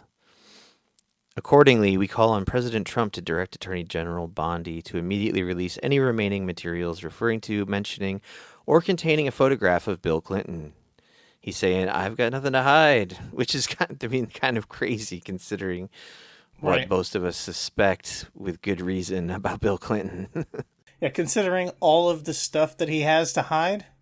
I mean, I think I heard some people saying, like, maybe he's just dying and doesn't care. It could be like one of those rare moments of like out. Legacy burning, like right at the, because he's looked like he's been dying for like the last 10 years. Very skeletal, old Billy Clint's. But yeah, he's got nothing to lose. He's going kamikaze. He's kamikazeing Little St. James and Mar-a-Lago, even. I guess that's it. I thought that for some reason that there was more to the statement than that. But anyway, him just doing kind of a come at me, bro thing was just funny in its own right. Right. The fact that like these files have got him acting so out of character is interesting. And then Trump's response to that, basically, he was doing a press conference where he was talking about how he's going to make this new fleet of ships that are called Trump-class naval ships. Did you hear about that? No. Oh, yeah. The timing. It's perfect, right? As we descend upon Venezuela, he's like, we need more of this with my name on it. So that's what this like press conference was about, that he had, I guess, gathered. But then someone asked him about Epstein stuff, and he didn't literally say, are you still talking about Jeffrey Epstein? But that's shorthand for, deflecting. Right. Are you still talking about Jeffrey? And, but he went straight to Clinton and he was like, I feel bad for Bill. Like, he's not a bad guy. He just like, he's I just love a how notorious he pedophile. vacillates on like the Clintons so insanely when he has to say what he has to say. It's just suddenly like, oh no, they're fine people. It's insane to like take anything he says seriously, but these people do. Yeah, because it's like you're literally like framing him up to be the number 2 most notorious pedophile in the history of the world. And then you're also being like, He's not a bad guy. He's not. What the fuck? I mean, just the things he said about Hillary alone, and then like to just abandon all of that from lock her up to she's not so bad in a matter of seconds and back again. But yeah, it was just so, again, this stuff, it's just so obvious what's going on that it's hard not to laugh when he's... And also in that press conference, he's basically bemoaning the real victims of all of this, which are the big famous rich people and bankers and such. He literally said that he's like, bankers, the poor bankers who are going to get, maybe they went to a party and they just happened to be there. He's saying like all this stuff about like collateral damage and guilty by association and whatever. And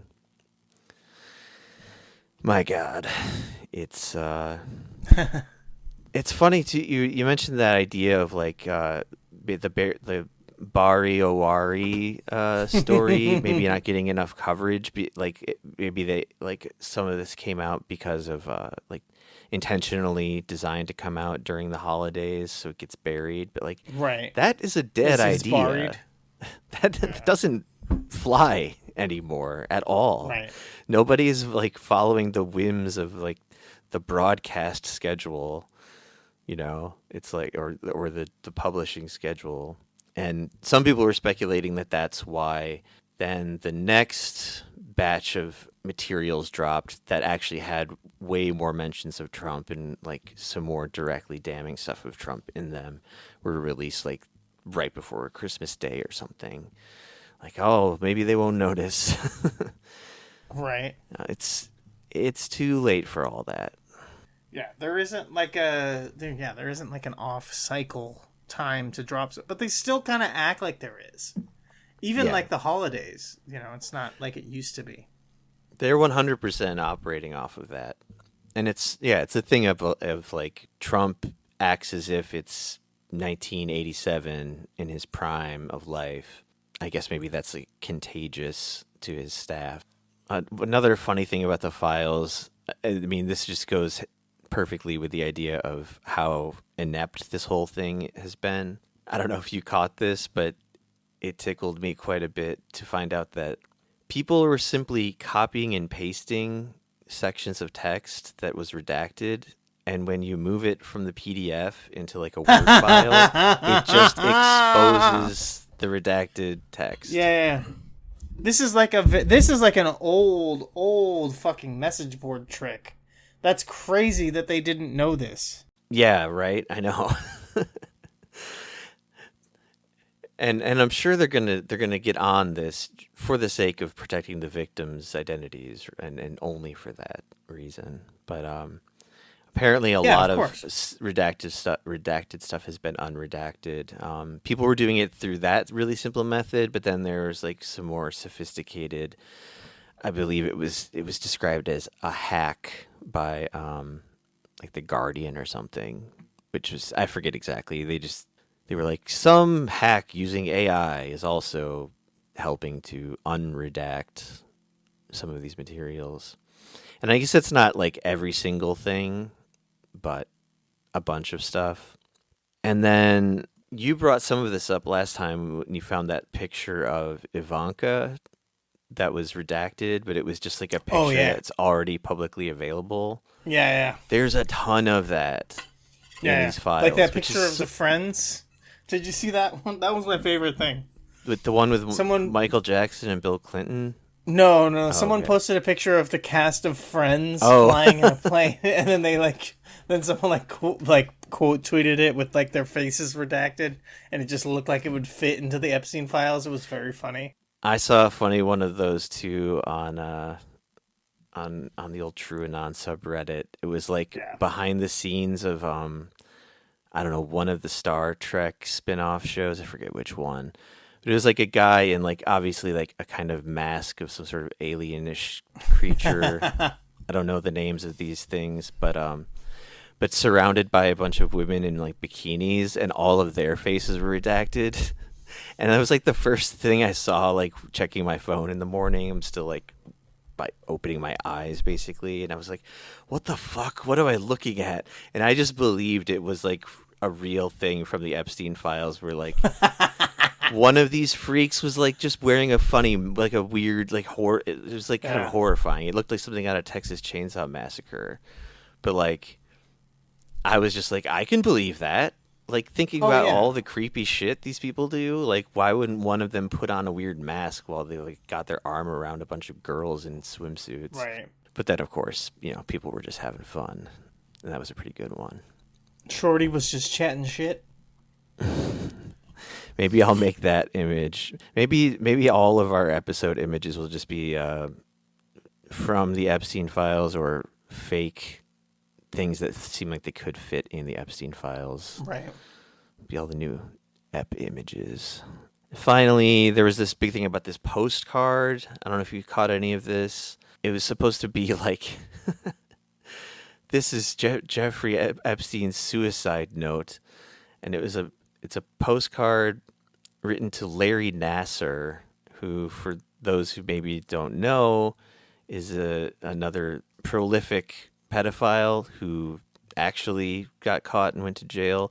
I think he was like the traveling like doctor or something to like girls gymnastics team or something.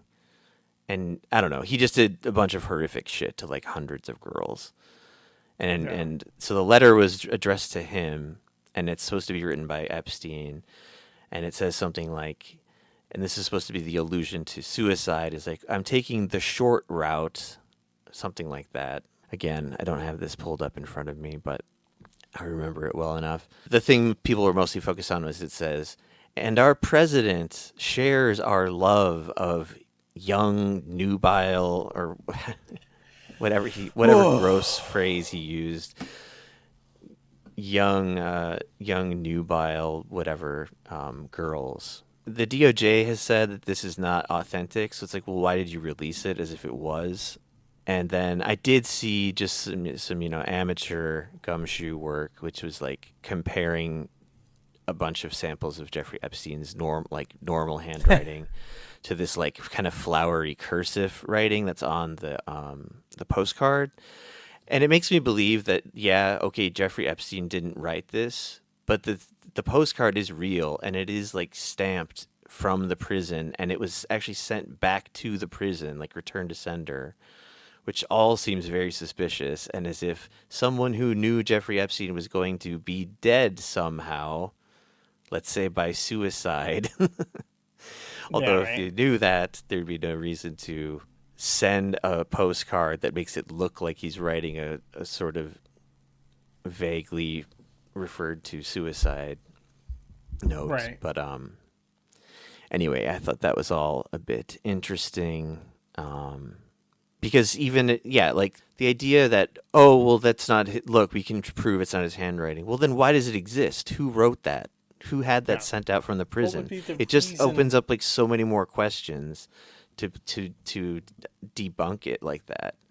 They'd be better off almost just like taking the L and Trump can be like, well, he's a liar. It's fake news, of course. Jeffrey Epstein was writing fake news about me back then. Oh, wow. And that's why he committed suicide, folks. He couldn't live with himself and his serious case of Trump derangement syndrome. A lot of people are saying that Jeffrey Epstein was the original. He was patient zero of Trump derangement syndrome, and he died from it in jail. That was what actually killed him, much like Rob Reiner. Yeah, he was the Rob Reiner of his day. Yeah. I think that's... Oh, this is not it. There's one last, I guess, thing about Epstein I want to get at here, and that is that another thing... This is the most insane thing that's been included in the Epstein files. Oh, no. There's just the most fake-looking fake video you could ever imagine. It's supposed to be of Jeffrey Epstein killing himself in prison. Oh, yeah.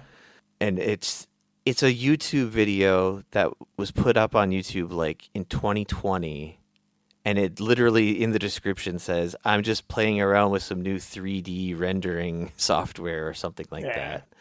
And it just happened to, for fun, make what does it look like when Jeffrey Epstein kills himself. And it's just like, it just looks like it's not AI, but it just looks like really, really bad quality AI, where like the orange prison blankets are just like liquefying like all over the walls and shit. Like, so good. But like there's no, like, in the files there's no context of that at all. So it seems as if they're putting it out there to be like, maybe X amount of people, X amount of mouth breathing idiots will actually think this is real. Right. Like, otherwise, why do it? It just draws so much more attention to how inept the whole project is and how closely these people are just curating these files to tell a narrative, obviously. But it's like, certain shit is so dumb that it seems like it has to be an accident. I don't know. It's either an accident or it's a really insane level of dabbing upon us. Right. Because then there was like an explanation given after the fact for like, oh, well, that got uploaded by accident. It was actually meant to be uploaded to be fact checked or whatever, or like verified that it's real or not. But instead, we just published it. What do you want from us? Like, it's going to happen. We're going to be putting a bunch of bullshit out to try to throw people off the trail of Trump, which only just makes him look 10 times more guilty because his Department of Justice is doing this whole thing, obviously. But yeah, there's like a bunch of stuff like that. I was saying there's a picture with Bill Clinton and Michael Jackson and another famous person, I forget who, and then like two of Michael Jackson's kids and the other famous person's kids. It was Diana Ross. Oh, Diana Ross, right. And all the kids' faces were redacted, heavily implying that they are victims. Right. And then you come to find out, like that Ivanka Trump photo, like this is just a publicly available photo that they're clearly including it and selectively redacting it to try to trick people. But it's just like, I don't know. I'm not trying to say like people are all super smart, but you don't have to even be to like, people are really into this. Like normal people are going through the data sets. I mean, maybe not normal, but let's say you're normal. Right. You're normal freaks. Yeah. It's all a relative scale, but like my mother is like paying attention to a lot of this stuff. And she's just like, her whole thing is just like, she doesn't like Trump because he's rude. Like, sure. Like I was talking about all this Epstein shit with her actually, and it was mostly just about how gross Trump is and how he's rude to journalists and calling women piggy and stuff. And then I was bringing up things like, blowing up people on boats.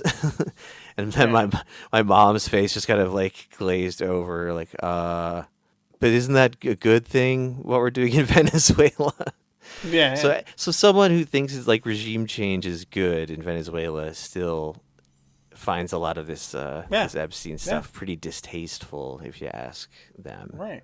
It's exactly what we talked about last week with the Rob Reiner tweets. It's like people who ostensibly up until this point have been fine with it are like, that's too far. And it's like, that's too far. But hey, man, that's how it, I mean, what do you expect? What do you expect from the people who were like fine with the stuff? Like, right. You shouldn't be like, well, obviously the people who are like been fine with all of the insane shit that Trump have been doing are logical. They're obviously, logical people who make good decisions. Right. Yeah, it's true. And I'm sorry. In the context there, I was not trying to frame your mother as a Trump supporting freak. That was not the point there. But you get what I meant. No, and I mean, my parents are, they're not MAGA, but they've always skewed.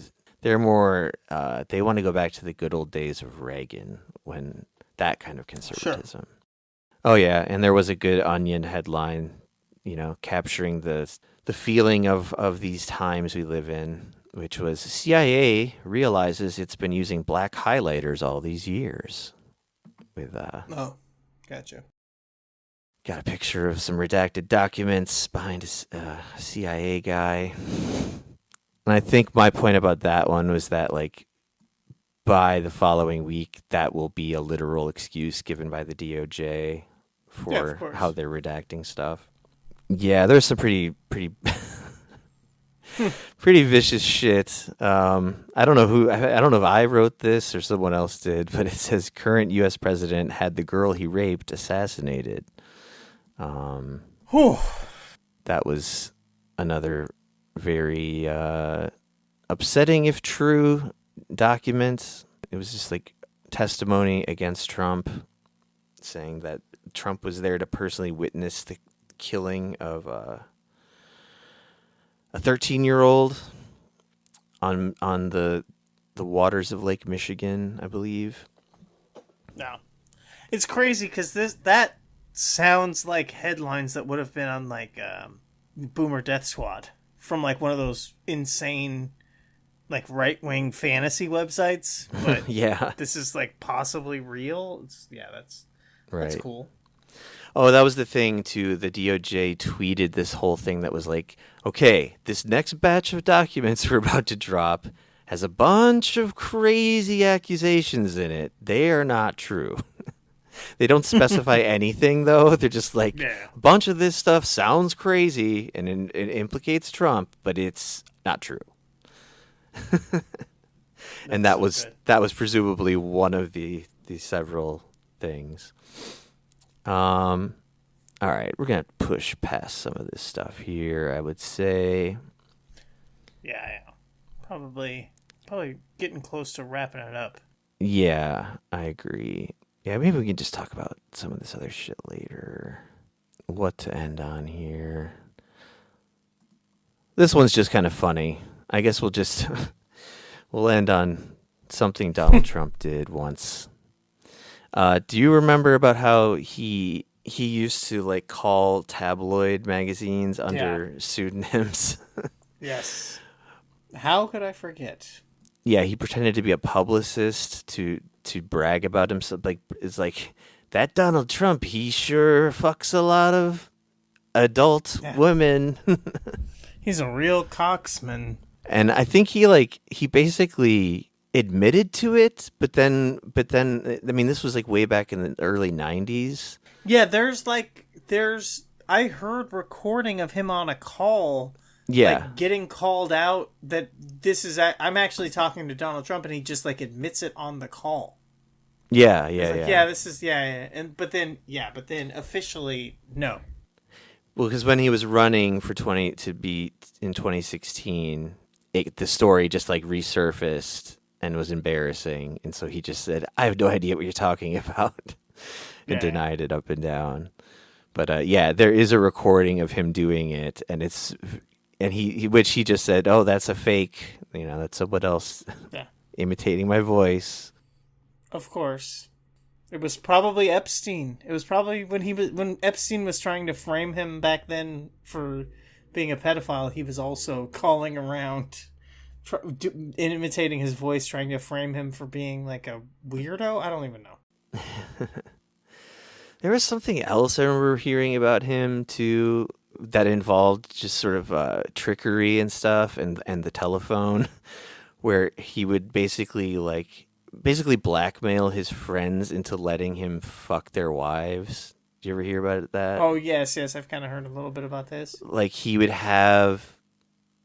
like call the wife and like put her on speakerphone, and then like get the husband to admit like all his like cheating and whatever. His dalliances. And then somehow parlay that into like, now I get to have sex with your wife. Right. Well, wouldn't you want to get back? But then it was the thing of like, he would like double cross them, because that's like, then the wife also still knows about the cheating anyway. Right. Anyway. What I'm trying to say is, we love our president. He's good. That's a good deal. I'm sorry, but that's a fantastic deal. That is why they call him Donnie Deals. His deal is, you cheated on your wife, so then I get free pussy. Tell me that's not a good deal. All right, we should wrap it up there. I will recommend a little activity I like to call getting high and walking around some frozen lakes while laughing out loud at whatever you're listening to with your earbuds, or at anything. The point is to be laughing by yourself in public where people can see you and hear you. There's a bit of a thrill to it. No, I just had fun the other day going for a walk and listening to a certain cum-based podcast that I've been working through chronologically, and I had a good old time laughing by myself in the forest, and occasionally seeing people walk by and having to like cover my mouth because I was hearing some funny stuff. But so I recommend doing that. You wouldn't have wasted that pot on watching a movie. Obviously. No, I use it strictly for being one with nature and listening to a guy do Indian voice 10 years ago. You got anything to recommend? Well, of course, I'm going to recommend the hit television show Heated Rivals. That's like the main thing that I've watched for the past week. It's funny that you actually you don't even know that this is just like a real show that's like really popular. No, I don't. So you like the joke, like the repeated. It wasn't even gonna be a repeated thing, but once I saw what was happening, I was like, all right, gotta just go along with this. But no, it's a TV show that's on. It's a TV show on Netflix. Have you heard of this? And it's just about like these two hockey players who are gay for each other, and they're supposed to hate each other in the sport, but they actually are in love. It's pretty interesting. It's pretty fun. I said to someone, my wife, when I was watching it, like the most unrealistic part about the show is not the idea that like the top 3 best hockey players in the league are secretly gay. The most unrealistic part of the show is that there's 3 famous hockey players. But it's a good show. I would definitely recommend watching it if you can get around the ridiculousness of that like kind of part of things. But yeah, it's a good show. It's well acted. It's interesting. It's exciting. Blah blah blah. Sounds erotic. It is definitely homoerotic. I think that's where I now say check the show description, the episode description, which will have things like links to our Discord, which you should join. Come in and say hi and say other things. And a link to some show notes with some other links. That'll do it. Oh, aside from plugging Tim's other podcast, which is called... Where My Unstable Girlies At. That's what it's called. That is the name of it. There might be an episode coming up this week in a couple of days. It'll be, or maybe it already came out, depending on how things go. We'll see. But it should be relatively soon. And it will be on the Violent People website, violentpeople.co. You can find the podcast there.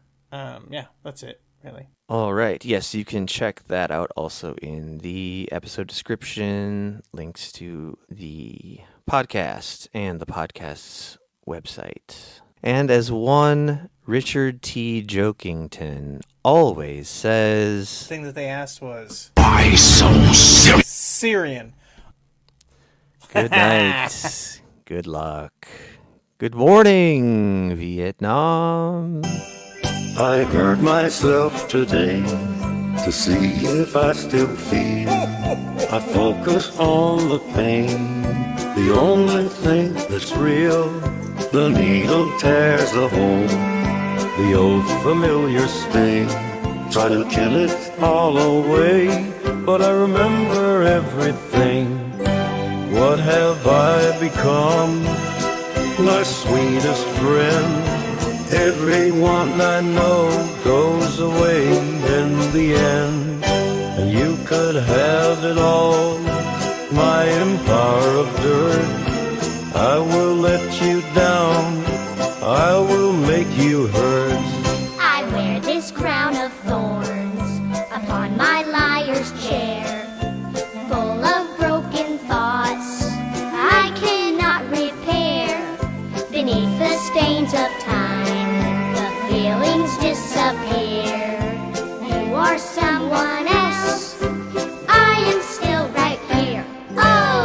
have I become?